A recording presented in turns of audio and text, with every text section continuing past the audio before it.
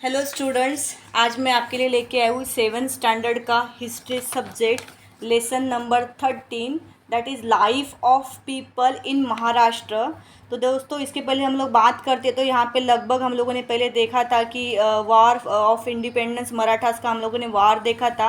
बाद में हम लोगों ने ये देखा था कि उसको एक्सपांशन कैसे किया है। एक्सपांशन के बाद हम लोगों ने देखा था कि जो भी हमारा नेशन से नेशन को कैसे प्रोटेक्ट किया है। एंड उसके बाद हम लोगों ने प्रोग्रेशन देखा था ऑफ एम्पायर का। तो अभी हम लोग यहाँ पे देखते हैं कि life of people in Maharashtra. तो ठीक है, महाराष्ट्र के लोगों की यहाँ पे लाइफ कैसी हुई थी जब शिवाजी महाराज थे, तब कैसी थी, और शिवाजी महाराज नहीं थे तब हमारी लाइफ कैसी है, हम लोग इस लेसन में ये पढ़ेंगे। तो जैसे कि दोस्तों, हम लोग देखते हैं कि जहाँ पे स्वराज का नाम आता है तो वहाँ पे शिवाजी महाराज का नाम आता है। तो हम लोगों को पता है कि स्वराज के फाउंडर कौन है, हमारे छत्रपति शिवाजी महाराज है ना। उन्होंने ही स्वराज की स्थापना की थी, स्वराज उनके द्वारा फॉर्म किया गया था। देखो, एक स्वराज क्या है? स्वराज ये एक स्टेट है जो शिवाजी महाराज ने लोगों के लिए बनाया था। किसके लिए? कि लोगों की भलाई के लिए, एक नोबल इंटेंशन के साथ शिवाजी महाराज ने स्वराज को फॉर्म किया था ताकि लोगों का भला हो। इसे हम लोग बोल सकते हैं कि noble intentions of the welfare of a common people. तो इसके लिए देखो यहाँ पे क्या हुआ कि जो भी हमारे शिवाजी महाराज थे, हम लोगों ने देखा था कि मराठा जो पावर है वो मराठा पावर यहाँ पे कैसे स्प्रेड हुआ था इंडिया के सारे जगह में। लगभग वो 150 ईयर्स तक था।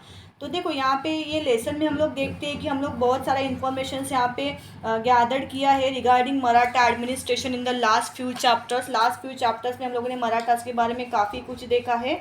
और ये चैप्टर में अभी हम लोग स्टडी करेंगे कि हमारा सोशल कंडीशन क्या है एंड पीपल का वो टाइप, वो पर्टिकुलर ड्यूरेशन में उनका लाइफ कैसे था, उसके बारे में हम लोग स्टडी करेंगे। तो यहाँ पे हमारा पहला टॉपिक है सोशल कंडीशन। पहला टॉपिक यहाँ पे हमारा है सोशल कंडीशन। तो हम लोग सोशल कंडीशन के ऊपर जाते हैं कि सोशल कंडीशन क्या है।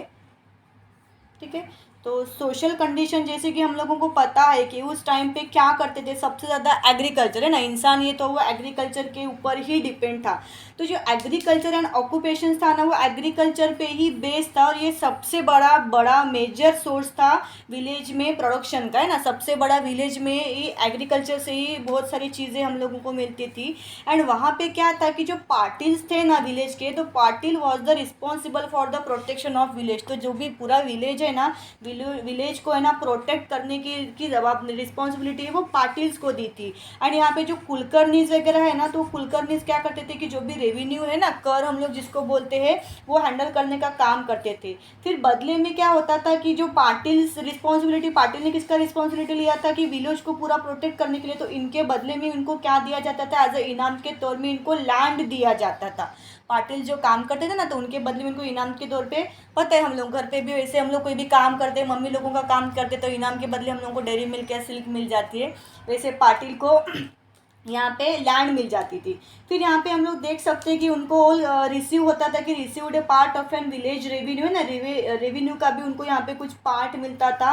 एंड यहाँ पे देखो जो बलूटेदार है ना, बलूटा क्या होता है, हम लोगों ने हिस्ट्री के लास्ट लेसन में भी देखा था कि जो कोई चीज़ देते हैं ना कि ये वगैरह वो काम किया, तो हम लोग उसको वो प्रॉपर एक चीज़ देते, जैसे गेहूँ हो गया, फूड ग्रेन हो गया, तो उसको बलूटा बोलते हैं। तो यहाँ पे क्या है कि the balutedar were paid in the kind of the form of an object और फूड ग्रेन।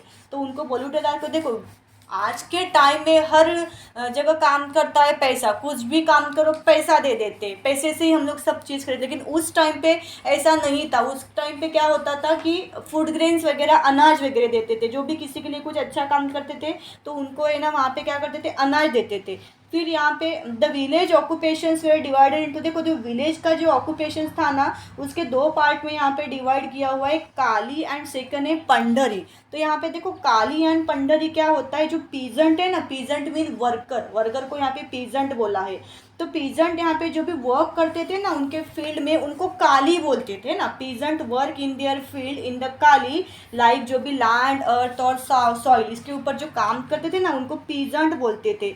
एंड जो अदर्स है ना पंडरी, तो ये क्या करते हैं कि विलेज में जो भी with in the village present यहाँ पे जो काम करते थे ना उनको पंडरी बोलते थे। तो यहाँ पे हम लोग एक चीज़ ये देख सकते हैं कि it was the consider important to conduct the affairs of the village with the mutual understanding. ठीक है, तो विलेज में जो भी अफेयर्स चलते थे ना, अफेयर मीन्स आज का वाला हमारा अफेयर नहीं, जो भी चीज़ें चलती थी ना तो म्यूचुअल अंडरस्टैंडिंग से सॉल्व की जाती थी। एंड जॉइंट फैमिली सिस्टम से ना तो वो भी प्रिवेलेंट था। अभी जॉइंट फैमिली सिस्टम आपको पता है कि जॉइंट फैमिली सिस्टम मीन्स क्या होता है, न्यूक्लियर फैमिली मीन्स क्या होता है कि सिर्फ पेरेंट्स और उनके बच्चे, उनको हम लोग न्यूक्लियर फैमिली बोलते हैं। एंड जॉइंट फैमिली मीन्स क्या है कि पेरेंट्स भी है, उनके बच्चे भी, एंड पेरेंट्स के भी पेरेंट्स है, लाइक दादाजी दादी हो गए, तो इसको हम लोग जॉइंट फैमिली बोलते हैं। तो ठीक है, यहाँ पे हमारा सोशल कंडीशन है, यहाँ पे हमारा टॉपिक कंप्लीट हो गया है। तो नेक्स्ट हमारा टॉपिक है कस्टम्स एंड ट्रेडिशन। तो हम लोग ये देखते हैं कि उस टाइम पे हमारे कस्टम्स एंड ट्रेडिशंस कैसे थे, हम लोग उसके बारे में बात करेंगे। तो जैसे हम लोग देख सकते हैं कि जो भी चाइल्ड मैरिज था उस टाइम पे वो बहुत चाइल्ड मैरिज वेयर प्रिलिवेंट है ना, वो बहुत कॉमन था। आज के टाइम में तो चाइल्ड मैरिज होता है क्या, नहीं होता है। सरकार ने अलग अलग लॉज बनाए, अगर कोई चाइल्ड मैरिज कर देता है तो हम लोग उसके ऊपर एक्शंस ले सकते हैं, वो अलाउ ही नहीं। लेकिन उस टाइम पे वैसा नहीं था, चाइल्ड मैरिज जो बहुत कॉमन था। एंड और एक मज़ेदार चीज़ थी उस टाइम में कि it was acceptable to have many wives, multiple बीबियाँ रख सकते थे। जैसे कि पहले के टाइम में हम लोगों ने देखा था कि एक राजा की 100 रानी होती थी, तो एक आदमी कितने जितने भी चाहिए उतने बीबियाँ वो रख सकते थे। आज के टाइम में वैसा नहीं है ना, एक का शादी एक ही के साथ होता है, अगर वो दूसरा करता है तो हम लोग उसके ऊपर केस कर सकते हैं। तो उस टाइम पे ऐसा नहीं था। एंड वहाँ पे कुछ एग्जांपल्स भी अगर हम लोग देखते हैं कि विडो मैरिजेस, विधवा की भी मैरिजेस वगैरह करते थे। देन बाद में उस टाइम पे क्या था ना कि to perform the last rites में जो भी तरीके विधि वगैरह हम लोग बोलते हैं ना कि burning, burial, immersion methods were used as per the tradition. तो अकॉर्डिंग टू दैट ट्रेडिशन जो किसी आदमी की अगर डेथ हो जाती है तो पता है कि कोई दफन करते थे, कोई जला देते थे। तो ये सारी चीज़ें उस टाइम पे होती थी। एंड मुहूर्त को वगैरह वो लोग है ना बहुत मानते थे। जैसे छोटा सा छोटा कोई भी अगर काम करना है तो मुहूर्त देखा जाता है। आजकल के टाइम में पर्टिकुलर कोई रीजन में मुहूर्त क्या है वो देखते हैं, कोई कोई रीजन में मुहूर्त नहीं देखते हैं। ठीक है, तो उस टाइम पे मुहूर्त का बहुत ज़्यादा इंपॉर्टेंट था, लोग छोटी छोटी काम के लिए भी मुहूर्त देखते थे। फिर वो जो पीपल्स है ना वो है ना ड्रीम्स एंड वुमेन्स में भी बहुत बिलीव करते थे। जैसे अनुशासन हो गया ना, अनुशासन एक डिसिप्लिन हम लोग जिसको बोलते हैं कि were perform to avoid the wrath of god and planets है ना। उस टाइम पे देखो एस्ट्रोलॉजी को लोग है ना बहुत मानते थे, भगवान को भी बहुत मानते थे। मान लो किसी ब्राह्मण ने बोल दिया कि हाँ बाबा आज दिन भर घर के बाहर नहीं निकलना है, नहीं तो ऐसे ऐसे होगा, तो वो सच में दिन भर घर के बाहर ही नहीं निकलते। उस टाइम पे ये सारी चीज़ें वो लोग बहुत मानते थे। आज के टाइम में तो चलो कुछ लोग मानते हैं, कुछ लोग नहीं मानते, लेकिन उस टाइम पे कंपलसरी लोग मानते थे। जो charitable deeds were also done for the same purpose. Charitable deeds means दान हम लोग जो बोलते हैं वो भी करते थे। आज के टाइम में जो बिलीव करता है वो करता है, जो बिलीव नहीं करता है वो चैरिटेबल डीड्स नहीं करता है। तो इस तरीके से जो पीपल्स है वो एस्ट्रोलॉजी में बहुत ज़्यादा बिलीव करते थे। एंड वहाँ पे क्या था कि general lack of scientific attitude and offering to the god nervous were consider the more important than the medical treatment. तो उस टाइम के लोग पता है ना नर्वस वगैरह बोलते थे।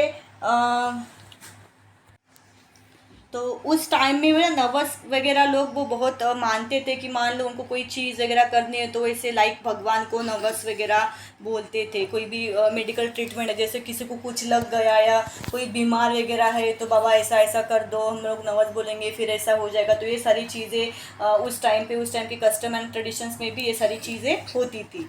तो यहाँ पे हमारा नेक्स्ट टॉपिक है स्टैंडर्ड ऑफ लिविंग। उस टाइम का स्टैंडर्ड ऑफ लिविंग कैसे था हम लोग वो देखते हैं। तो जैसे कि हम लोगों ने देखा है कि यहाँ पे मेजॉरिटी की अगर हम लोग बात करते हैं तो विलेज में यहाँ पे बहुत ज़्यादा पीपल्स रहते थे। एंड जो विलेजेस थे उस टाइम के वो मोस्टली सेल्फ सफिशिएंट थे, मीन्स खुद का काम खुद करते थे, है ना। वो विलेज में ज़्यादा रहते थे, खुद का काम खुद करते थे। जैसे उनको मान लो कोई अनाज वगैरह उगाना है तो खुद खेती करते थे, घर के सामने ही अनाज उगाते थे। उसमें से उनकी फैमिली की जो भी वो नीड पूरी हो जाती थी। एंड जो बचता है तो बचा हुआ वो किसी और को भी देते थे। तो ये हमारा सेल्फ सफिशिएंट हो गया। तो इस तरीके का उस टाइम पे वो सारी चीज़ें करती थी। एंड वो क्या करते थे कि दे ग्रू जवार, बाजरा, वीट, रागी, मेज, rice and other grains in their field. तो ये सारी चीज़ें है ना वो कल्टीवेट करते थे, ये सारी चीज़ें लगा देते थे। एंड यहाँ पे क्या होता था कि उनका जो डेली डाइट था ना वो वहाँ पे consistence of bhakri, onion, chutney and an accompaniment. तो ठीक है, ये सारी चीज़ें उनके डेली के डाइट में इन्वॉल्व होती थी। एंड वहाँ पे क्या था ना कि बार्टर सिस्टम था। Barter system means exchange offer हम लोग जिसको बोलते हैं। तो मान लो मेरे पास चावल बहुत ज़्यादा है, आपके पास गेहूँ है, तो बाबा मेरा चावल मैं आपको थोड़ा दे देती हूँ, आप मुझे गेहूँ दे दो। तो इसको हम लोग बार्टर सिस्टम बोलते हैं, हमारे लैंग्वेज में एक्सचेंज ऑफर। तो वो वहाँ पे यूज़ करते थे फॉर एवरीडे ट्रांजैक्शन। देखो वहाँ उस टाइम पे मनी ट्रांजैक्शन नहीं होता था। अभी तो कुछ भी चीज़ के लिए हम लोग पैसे दे देते, बाबा ये लो पैसे, हो गई बात खत्म, ये ले लो। लेकिन उस टाइम पे मनी ट्रांजैक्शन नहीं था, इस टाइम में ये बार्टर सिस्टम वाला ट्रांजैक्शन था उस टाइम पे, शिवाजी महाराज के टाइम पे।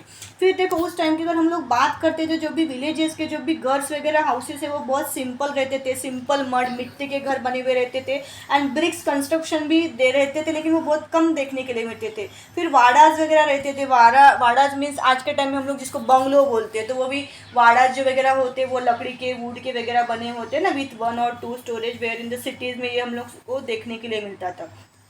फिर आगे अगर हम लोग बात करते तो जो भी dal, rice, chapati, vegetable, salad, mix and dahi products जो भी है ना, ये मेनली जो रिच पीपल होते हैं ना उनके डाइट में ये सारी चीज़ें इन्वॉल्व रहती थी। नॉर्मल आदमी के डाइट में ये सारी चीज़ें नहीं रहती थी।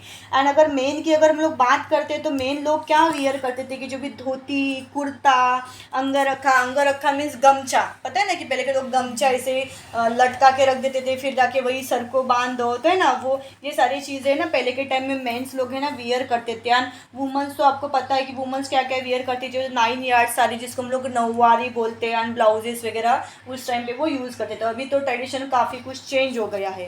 तो ठीक है, उस टाइम के फेस्टिवल के बारे में अगर हम लोग बात करते हैं तो चलो दोस्तों, ये जो फेस्टिवल, ये जो टॉपिक है हम लोग इसको नेक्स्ट लेक्चर 2 में उसको कवर करेंगे। तो लेक्चर 1 लगभग यहाँ पे हमारा कंप्लीट हो गया है। आपको कुछ भी डिफ़िकल्टी है तो आप कमेंट बॉक्स में नीचे मुझे पूछ सकते हो।